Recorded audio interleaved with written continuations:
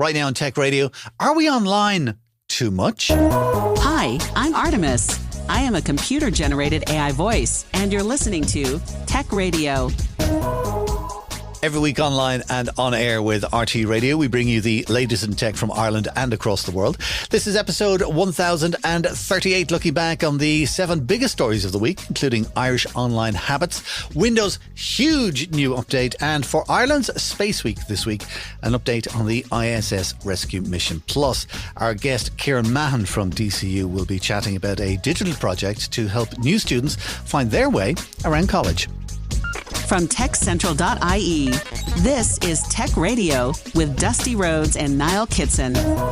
I'm Dusty. Joining me as always, our editor-in-chief, Niall Kitson. Niall, here we are, online, again, recording the podcast. Are Irish people online? Yes or no? Too much? Well, I really like this report. This is the latest report from the CSO, basically asking, how much are Irish people online? How often do we go online? And my takeaway from this is that in the age cohort of 16 and older, 6% are engaged in shenanigans.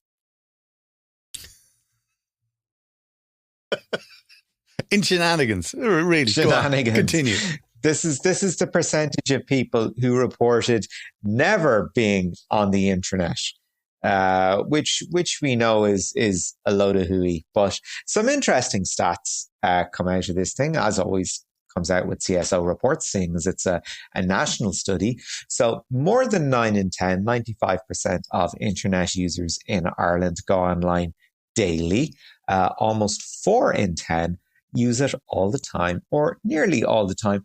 I think that's a little bit undercooked, to be honest. I'd say there's probably a bit more. Older people use the internet the least.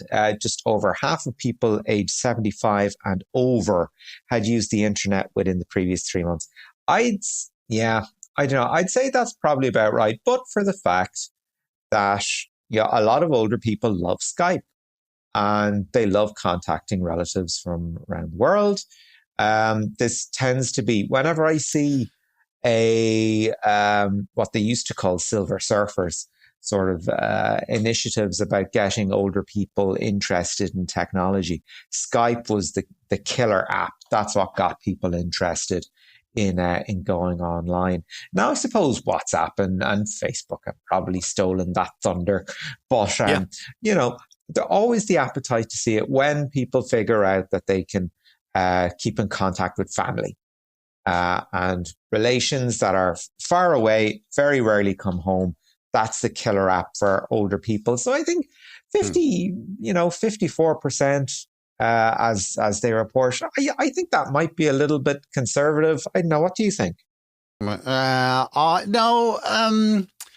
I don't know. My experience in radio, certainly, because these figures reflect what's happening in radio, and that older people tend to listen to the radio more. Younger people tend to listen to podcasts more. Older people will tend to read an actual physical newspaper more, whereas younger people are getting all their news online. And not necessarily from a news website either, which is scary. However, that's the older end, according to this report. What about the younger end with the students? Yeah, well, I mean, no big surprises there. I mean, students are apparently the biggest users of the internet. Pretty much everyone, 99% surveyed, go online at least several times a day. Now, I mean, years ago, that would sound pretty drastic. That's like people running to sit down at their computer and connect via dial-up. I mean, that would be something you'd be quite concerned about.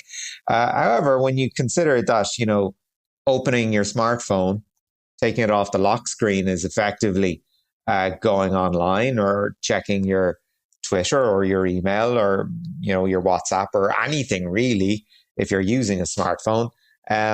Sure, you're online multiple times a day without even trying. Yeah. Multiple times a day. I hear you say this and I'm smiling to myself because I'm not online multiple times a day. I am permanently connected online. And I love the way you say the minute you swipe open your phone, you're online. Because without the internet, those phones are bricks. You No, know, pretty even when you're much. calling people these days, I have found that it's on WhatsApp that you call them, or some kind of a video call or something like that. Like, you know, Yeah, I just feel yeah. like I am permanently online all the time. Even when I'm sitting down and watching TV in the evening, what am I watching? Netflix. Netflix. Yeah, You know, yeah. so it's great. Listen, considering that the internet, I mean, the internet has been with us since, whoa, what, late 50s, 60s, I think it kind of started. And then it was in the 90s then that it really started to take off with the public. So the 90s, noughties, the 10s, and now we're halfway. So it's 35, 40 years. Surely everybody in that survey has experienced the internet. There's not a single person there who has never experienced the internet. I don't know, Dusty. There's 6% out there that are holding firm. No way. Yeah, 6% have never been on the internet. that's what I said. Yeah. Are they babies or are they like people in their 80s? Contrarians who want people off their lawn, who That's shake what they their are. fists at clouds. Listen, elsewhere in the news, the big tech news this week has been OpenAI, because they've been looking for a load of investment, and they've got it. They got over $6 billion in investment. What's interesting about this is who did not invest. Yeah, well, OpenAI, they nabbed $6.5 billion in a funding round during the week. SoftBank were a massive investor in there. I think Microsoft threw some more money in there as well. I mean, Microsoft owns half of OpenAI, I think. And here's the thing: Apple, at the 11th hour, decided, not for us, not for us. Why? One wonders. Because I don't Apple know. doesn't play with other people. Yeah, that's a fair point. Maybe they think that ChatGPT is only an interim solution for their AI, and maybe they're working absolutely. on something of their own. Absolutely. Should we said that? As soon as they said that they were doing a cooperation with ChatGPT, we went, all right, okay, for how long? Yeah, see how long that lasts. That's exactly what they're doing. They're watching out with what's going on, and they're making notes, and they're going to come up with something even better themselves. So they reckon. Yeah. It's an interesting time for OpenAI, because this transition from a not-for-profit to a for-profit endeavor has seen an awful lot of changes at management level. I mean, they recently lost their chief technology officer, Mira Murati. They also lost their chief scientist, Ilya Sutskever, and they lost their safety lead, Andrei Karpathy, and of course one of their co-founders, John Schulman. They are losing. I mean, Sam Altman is pretty much the last man standing of the original, I suppose, original team behind OpenAI, and of course these will be highly sought after people. I mean, what's the AI you've been using? Perplexity. Perplexity. Different Okay. AIs for different things. ChatGPT is very good for creative work or for rewording stuff or whatever, but Perplexity is like plugged into the internet, and it is what Google should be. Yeah. Well, you can imagine all these competitors will be hoovering up this quality of talent. Now, I'm sure they're under non-disclosure or non-compete clauses. So we'll see how long it takes for people to surface. But I mean, this is a lot of talent. Whether they decide to form their own startups or to go for an established player, that's going to be really interesting. Personally, like the point you made last week, any organization will survive the absence of an individual. I think OpenAI is going to be fine. I mean, the company is worth 157 billion. ChatGPT is part of the internet. That's just the way of the world at the moment. So who comes in to fulfill those roles will be interesting to see, whether they're people already in the industry or whether they will be new names.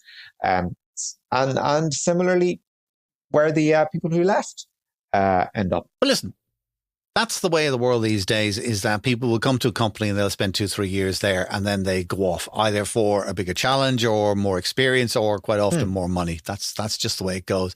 And in some ways, that is very good for what you're losing in consistency. You are gaining in fresh thinking, which is a great thing always to have in a company, that you're not too complacent. Things are changing all the time. It's the only constant, as they say, which reminds me, actually, another related story I wanted to tell you about. I got an email from Google saying that I am in with their new Google Gemini app. You're down with them.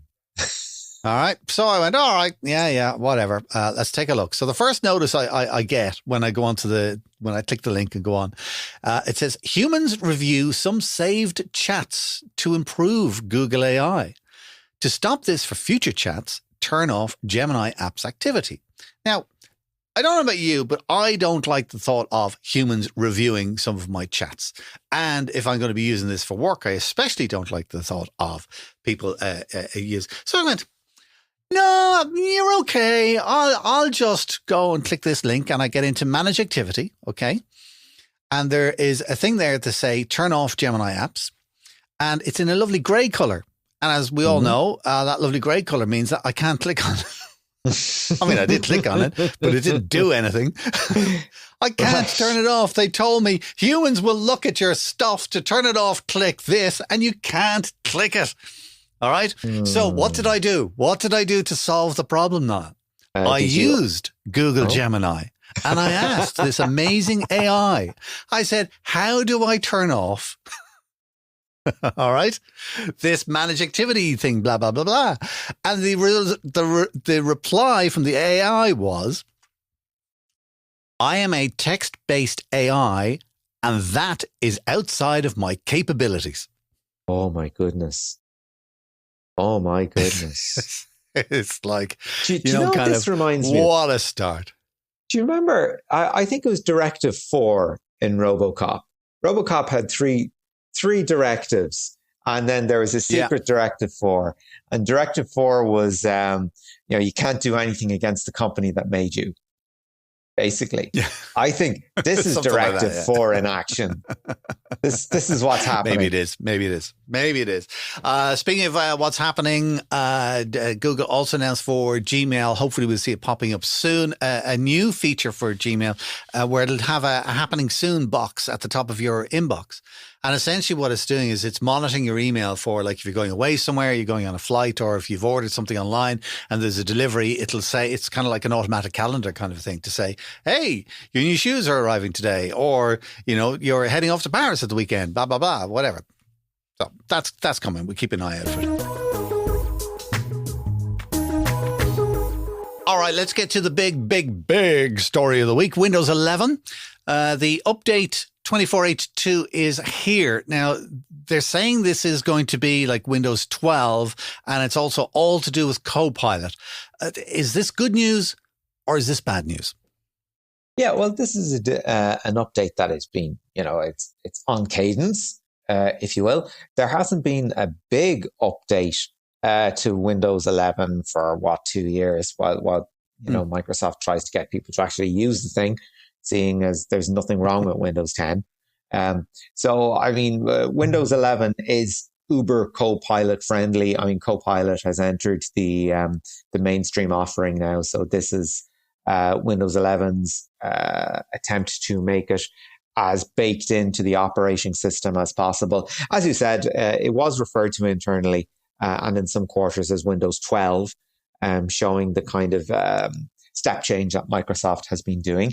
Now, there's a couple of fairly basic things in 24H2. I mean, there's a new energy saver. It's got support for Wi-Fi 7.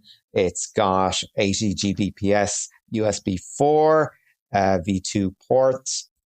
It's got a couple of aesthetic things that kind of make you go, okay, that's fine. I can now recognize this update as this because it does. I don't know, Dusty. I mean, we talked about this update being pushed out without people really needing it. It's kind of an attempt to get Microsoft to make sure all its users, and it's most of the PC using public out there, and in business, of course, to actually get people to this sort of base level, to this Copilot friendly base level, either on software or preferably in hardware, because, we've got a new button to add to our lives. So that's a reason to start updating your IT estates en masse. I don't know, Dusty. I mean, it's nice that it's arrived here. That Copilot, that they're really sort of going, look, there's this thing over here and it'll make your life much, much easier. Come play with us. I don't know. Personally, I don't even like Windows 11. I'm like Windows 10. You know what? Windows 7, Windows 10, nothing wrong with them. Perfectly fine OSs that were surpassed for reasons of we need to put something out there that's new. And in this case, okay, we've got a new technology to plug. We've got something new that we want people to use. Does everyone actually need it? Does everyone actually know how to use it? No, but Microsoft are obviously confident that we'll get there. What do you think?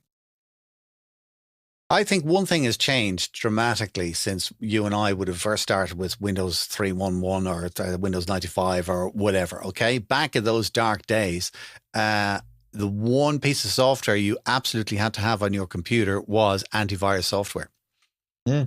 Because you wouldn't know what you were downloading and there were all kinds of creepy. That is not so much the case anymore. And I think one of the reasons for that is that the built-in antivirus with Windows is very, very good. And also, they do update the system regularly.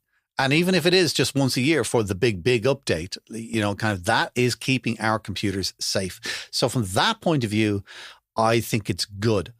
I am not as keen on the features because, like everything else, they're adding stuff that you don't need. Occasionally, you get something you didn't know you needed and you love it. All right. Or occasionally they will put in something where it's kind of like, oh, hallelujah, at long last. Tab browsing on Windows Explorer will be one case in point. But for a lot of people, most of these stuff that they are adding is not needed. So do you have a choice? Do you not have a choice? I don't know. I think with iOS, you can download the update. They keep nagging you about downloading the update, but you can also go into the list of updates and choose what it is you want to update or not.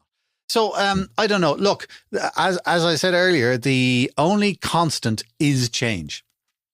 Yeah. And things will always change. And the people who want to get in at your machine and at your data, they are always going to find ways to try and do it. So from a safety point of view, I suppose the updates are good. From the features point of view, I'm not so sure. Yeah. Okay. Also, from Microsoft this week, speaking of changing things and updating things, they've gone and killed something. Yeah, the HoloLens 2. Microsoft have decided we're not making anymore. That's it. And support, that's, new software and security updates, will finish on December 31st, 2027. So we've got a couple of years out of it yet. I mean, personally, like the HoloLens was prohibitively expensive. It was what, $3,500. Now, close to $4,000 actually. That's the same price as Apple. That's true. And the HoloLens, I felt actually it found its space. It found its space in manufacturing, and it found its space in enterprise applications, and it found its space in medicine, like all practical things that just happen not to be at the consumer end. I thought the HoloLens was actually, solving a lot of problems. So I'm actually quite disappointed that it's being retired. Right, I'm going to blow your entire argument out of the water in one go. Okay. Do you have one? I'm not spending $4,000 on a HoloLens. Come on. And that's why they don't make it anymore. Well, you're right. Though. Go on. They never downgraded the product to get more people to use it. They discovered enterprise applications are where it's at for us. This is where we're going to keep it. If folks on the factory, because they saw what happened with Google and Google Glass. you had a device that was pitched at the consumer market, and people went, "No, it's stupid. It makes me look like an idiot, and it makes other people uncomfortable to be around me, and the gestures look very undignified." There was lots wrong with it.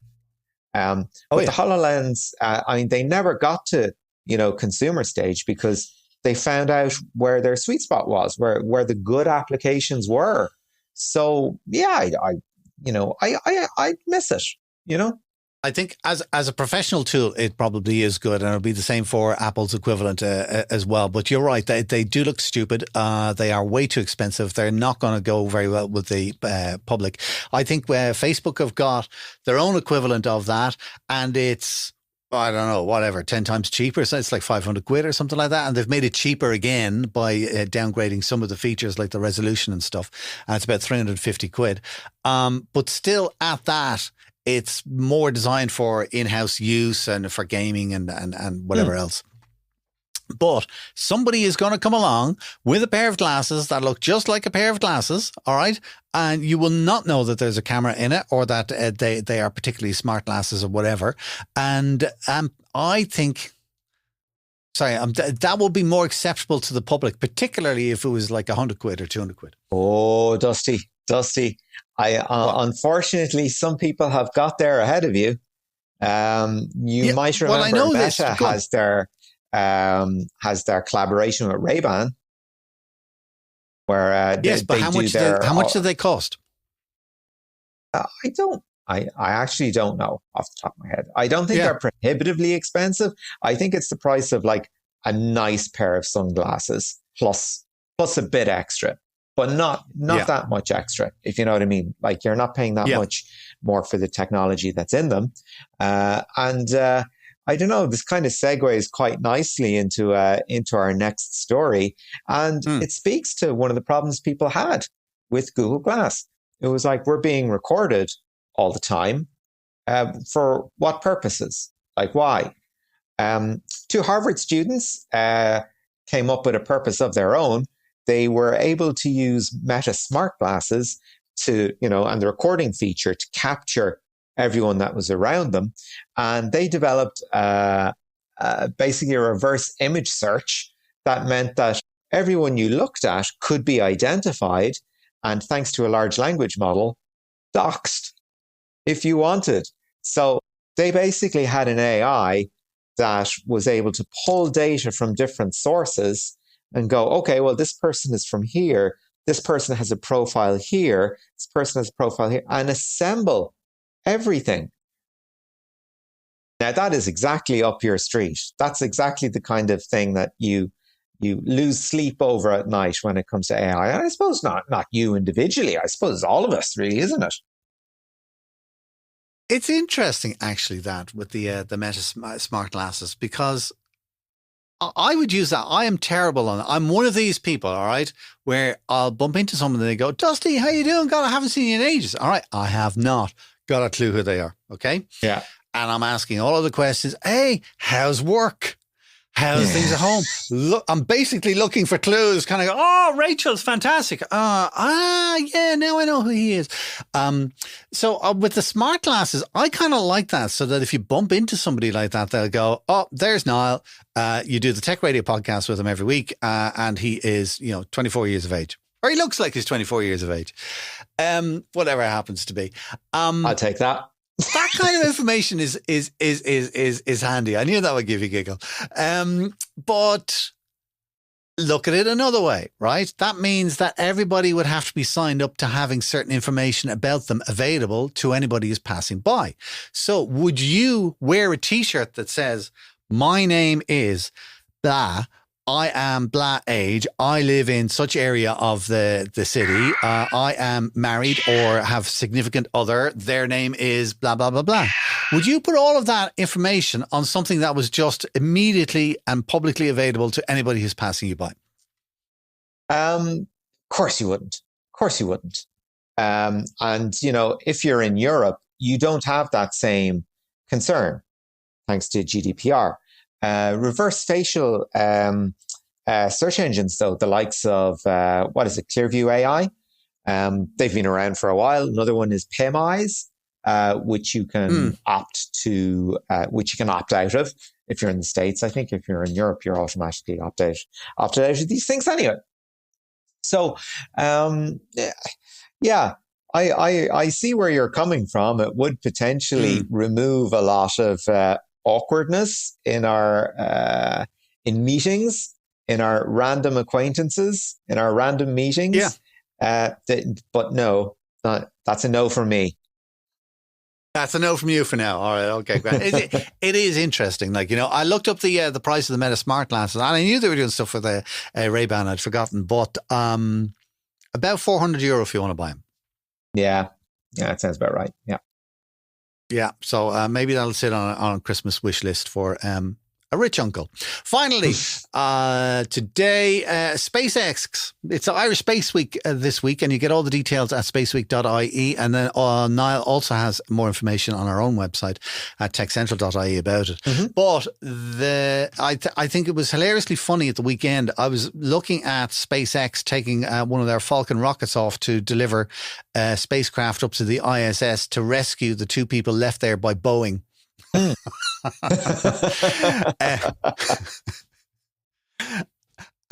what puzzled me was that the spacecraft has docked with the ISS, and I was thinking, oh, great, because I heard they weren't coming back until February. It turns out that those two poor astronauts who were only expecting to spend a week on the International Space Station are still going to stay there until February, despite the rescue spacecraft being beside them. All right. Why is that? That's a bit weird. So it turns out it's not necessarily as much as a rescue as you might think, because essentially there is a schedule for people who go up to the ISS and how long they'll stay there and how they get back. And they must plan these things years in advance. So pretty much one of the reasons why those poor creatures are still up there until February is because they're keeping with the schedule. That craft was due to go up. It was due to dock anyway. It's going to stay there. Now, maybe it went up a little earlier. I'm not sure, but it's not due to bring people back until February anyway. So they've somehow managed to get them on the rise. Like, can you give us a lift? Where are you going? Earth. Also, I think this also made me smile, right? When I was kind of thinking about reasons. Maybe the delay is that they were trained on the Boeing spacecraft, but because they're coming back on SpaceX, they have to be trained on that as a craft as well. Now, I don't think there's too much training to do, as in it's mainly autonomous. So basically you just sit back and the spacecraft will do everything and Houston will control it or whatever the heck. But anyway, a bit of training on that. But if the people from Boeing are getting training on the SpaceX craft, is that not spying in some kind of a way? That's an interesting point. That's an interesting point. Well, like, what if the astronauts sit in and they're like, oh, on the thing we went up on, that button is over there. It's much better. Yeah, exactly. Yeah. And the last thing you want to hear from the person sitting beside you was, what? This button? Press. It's like, press any button except for that one. Except the big red one. Don't press that one. So there you go. Anyways, they will be back in February. So that's the deal on that. And as I say, more on Space Week on our website at techcentral.ie. But for now, for the news of the week, Niall, thank you very much. Delivering Irish tech news since 2006. This is Tech Radio. Universities can be difficult places to get around, especially for new students. So what better way to prepare yourself for the experience of going to college than finding out where you want to be ahead of time? Kieran Mahon is Smart DCU Project Facilitator at Dublin City University, and he had a chat with Niall Kitson about his work on a virtual campus that can also serve as a testbed for ways to make cities easier to navigate and manage. Kieran, DCU has form when it comes to Internet of Things projects, and also, looking at urban spaces as well. So tell us a little bit about how Smart DCU came about and what differentiates it from different projects. So Smart DCU was set up by three entities: the Insight Centre for Data Analytics, DCU Alpha, the university's Innovation Campus, and Dublin City Council through the Smart Dublin initiative. So actually we have academia, industry, and local government coming together to set it up. And this is pretty unique in the world because it means Smart DCU is not in a silo. It can move seamlessly across industry, academia, and local government. And we see the university campus. It's a microcosm of a city. Everything a city has except in miniature. A perfect place for a living lab, a test bed for smart city innovations. So in looking at sort of digital twins in the past, it's always been with a view to maybe, tourism or a simple proof of concept that, look, here's Dublin and here's virtual Dublin. And you're looking at things in slightly more detail in terms of how the college actually runs. So tell us a little bit about the sort of features that the digital twin of DCU has. So the whole concept of digital twin is something where you mirror the physical world in a digital world, and then you can run scenarios and do all kinds of interesting things. So Smart DCU has been looking to make 3D models of the university campus outdoors and also some of the indoors as well. So we have 3D models of the campus. And then with those 3D models, we then can overlay data on it. So we can have sensor data that we can see and visualize in these 3D models. Now, digital twins have different strengths, and it's depending on the computational power and the bandwidth, what you can access. So actually, currently at the moment, we have a digital twin of the university campus, which we see our students and staff as the citizens of our city. And we are launching this digital twin to enable them to be able to see the campus explore the campus before they visit it. They also have the ability to look at lots of interesting points of interest, like where do I get my bike fixed for free? Where's the wellness centre? Where's tech support? Including also, if you're new to the college, a tour. Here's the important things you need to know. Here's the library. Here's where you pick up your registration. All of these kinds of things. So we're using the digital twin to impart information to students, which they would never have been able to do it so quickly. And that's happening at the moment. Yeah, that element of college orientation sounds like it's particularly important, especially at the time of year we're recording this. We've got a lot of students coming into college for the first time, and it can be quite an intimidating prospect, sort of working your way around a large campus. So how are you finding sort of the feedback from students so far? Is it sort of very much do you know what, this is a very useful facility for me. I didn't necessarily know this was here. I didn't necessarily know this is working. And how have you found the difference between sort of local students, I suppose, that might have attended an open day or something, and international students that haven't maybe had the benefit of a visit to the site already? As we speak, it only went live last night. So we haven't got the feedback of the mass market of students, but we're starting as a phase basis with our international students. Now, what we have got feedback is from people who have tested it, and they are all absolutely in awe of it. One of the many features is when a student gets their timetable, it's a series of rooms they have to appear in for lectures. Now it gives the ability to search for a room. It'll show them on the digital twin in this 3D model, the building, and also tell them what floor it's in and what entrance to enter. So quickly, this labyrinth of university is made simple to explore. And we believe, especially people with, who could feel stressful with this will reduce the stress level of trying to find the many, many different locations they need to find in the university. That's a great sort of facility for students. However, at that academic and industry level, you're looking at things in much more detail as well. You're still embracing, granted, the 3D imagery end of things, but you're also looking at how the campus operates and what sort of projects might be put in place to make things work more efficiently.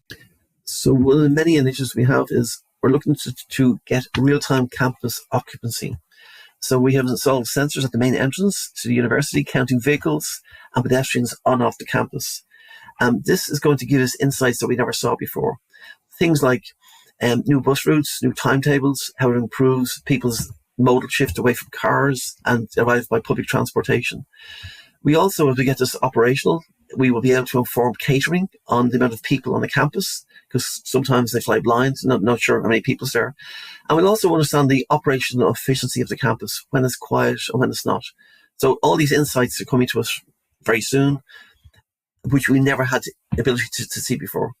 So I imagine you're also looking at things like, the actual quality of the air in the environment, and maybe the quality of sunlight or whatever, in guiding how buildings are managed, and maybe even identifying problematic areas of the campus where maybe something is not working as well as it should, or maybe spotting a flaw in the design, or maybe even something dangerous that's going on.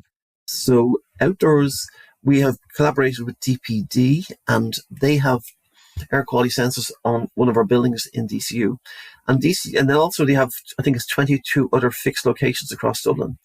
And every 15 seconds, the air quality is monitored, in particular for PM 2.5, which is a 30th the width of your hair. And because that particle is so small, it's very dangerous because it gets into your lungs, into your blood, and then into your organs.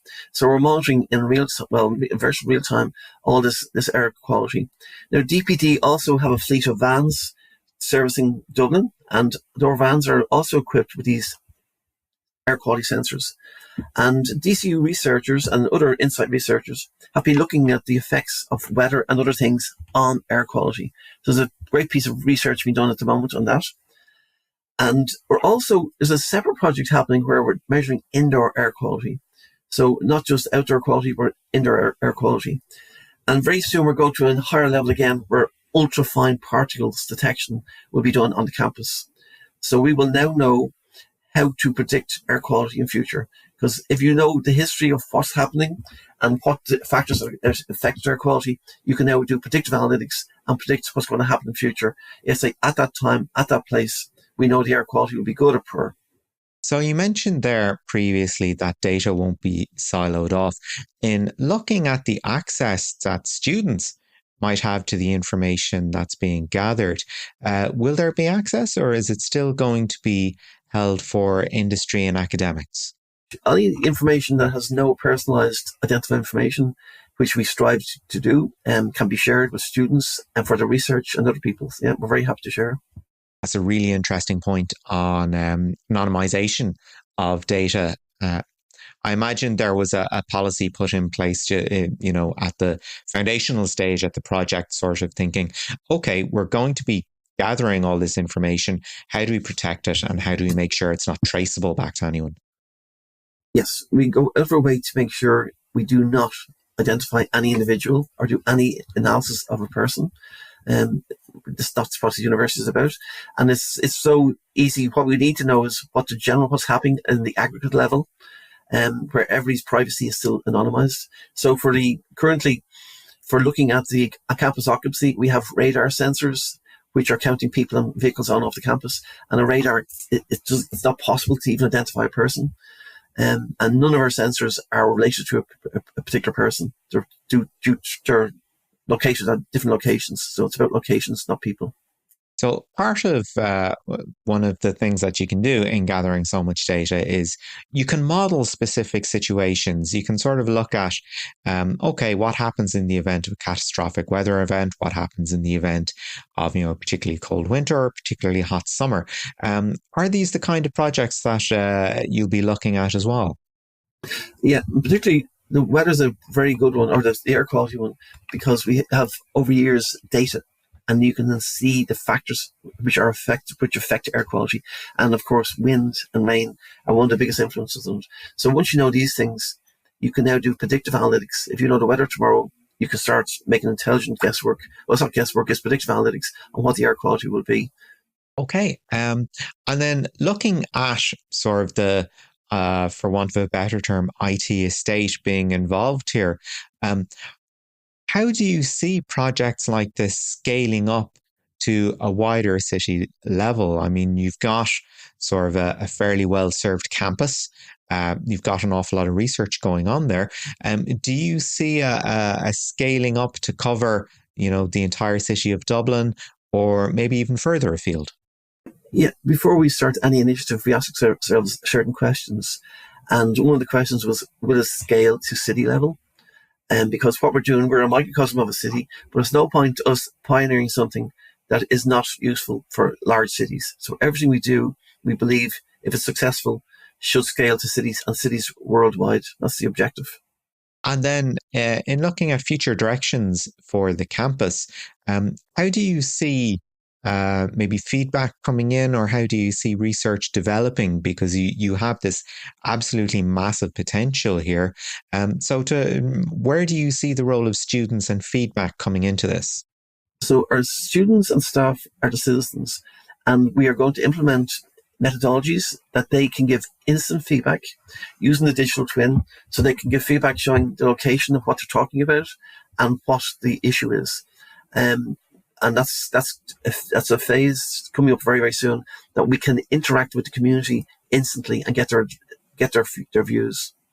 And digital twins allows that to happen really, really easily. Lastly, then, when you mentioned sort of a point there on, improving the student experience and working with students on general wellness, do you see much in integration or much in the way of conversations with other student services to sort of figure out pain points that are going on, that, okay, the library is particularly problematic to get to, or is really difficult at certain times of day, or maybe students are finding this point in the onboarding process particularly stressful. Do you see much in the way of collaboration maybe, or conversation with student services?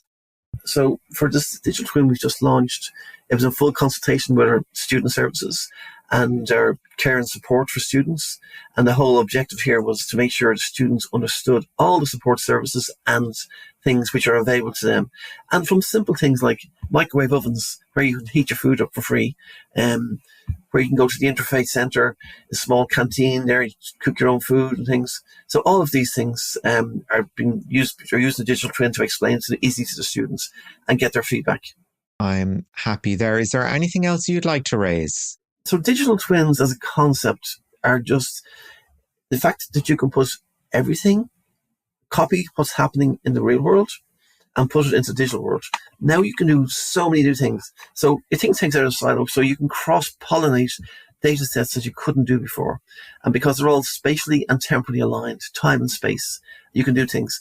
From simple things like if you've a room occupancy and you can clash it against room bookings at peak times, now you can see all the phantom room bookings. But also you can do things which previously were impossible. So if a gully is going to overflow, you can see the gully, and then you can simulate, if it keeps flooding, where areas will be flooded. And you eventually will get so sophisticated, the digital twin will be able to run simulations of what's going to happen in the future, and actually then come up with suggestions, or maybe even actually automate that as a cognitive digital twin, make adjustments to make the experience of people much better. And that was Niall Kitson chatting with Kieran Mahon, Smart DCU Project Facilitator at Dublin City University. This is Tech Radio with Dusty Rhodes and Niall Kitson. That's it for our show this week. Do check out some more stories we have online for you that we couldn't get into the podcast, including... talked about Space Week already, but Science Week has got its official launch as well. We also find out how rich is Mark Zuckerberg, and Goldman Sachs has a stark warning about AI's effect on the price of oil. You'll find those and more online at techcentral.ie. We're back again next Friday with a brand new show online and, of course, on RT Radio 1 Extra. In the meantime, please do share our podcast with a friend. Just tell them to look up Tech Radio Ireland on Apple, Spotify, and now also on YouTube. Until next time, from myself, Dusty Rhodes, and from Niall Kitson, take care. Remember, you can get the latest Irish tech news with hourly updates, daily newsletters, and more at our website, techcentral.ie. Share the knowledge and invite a friend to listen. Search Apple, Spotify, or YouTube for Tech Radio Ireland, or listen with RTE Radio 1 Extra. Tech Radio is produced by dustpod.io for techcentral.ie. From me, Artemis, live long and prosper.